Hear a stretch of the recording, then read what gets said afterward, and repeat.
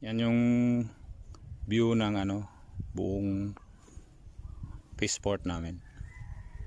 Napakadaming mangroves. Matagal na yan, 1980s pa yan tinanim para protektahan yung yung dalampasigan.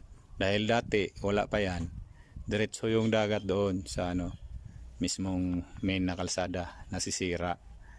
Kaya ginawa ng gobyerno, inadvisean yung mga lahat ng fisher folks dito sa amin na magtanim ng mangroves. Yan, ang dami niyan. Halos hindi na napapasok yan dahil sa sikip.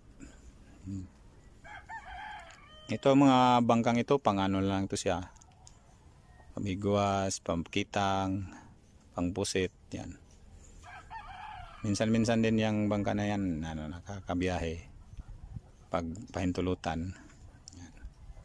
Pero may mga bakas pa rin ng dito, mga nasisira nung panahong bagyo, yung huling malakas na bagyo, yung Udit. Kaya hindi na nakarecover. Yan, katulad niyan. Ayan.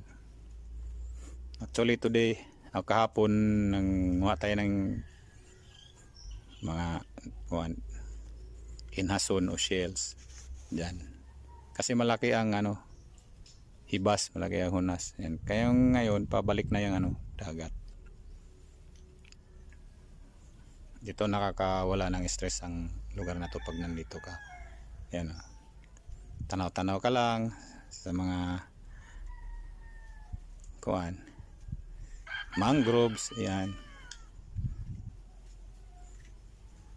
Doon sana tayo kaso mainit na. Dito lang muna tayo. Yan. Yan, may bangka pa dito. Minsan na lang siguro nagagamit yan. Yung lugar na yan, ibang lugar na yan, ibang barangay na yan. Yan, nandun yung sandbar. Kaso malayo, hindi natin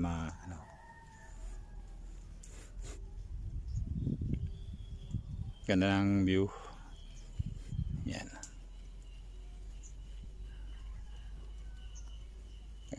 Kung hindi ka pa nakapag-follow sa aking page, please do follow. Yan, malaking tulong na yan. Tsaka pa-share na rin kung gusto nyo. Yeah, thank you for watching mga Ludi. Have a nice day. God bless you all. Bye for now. See you in my next vlog. God bless you. Yan, may mga ibon pa pala. Tabong.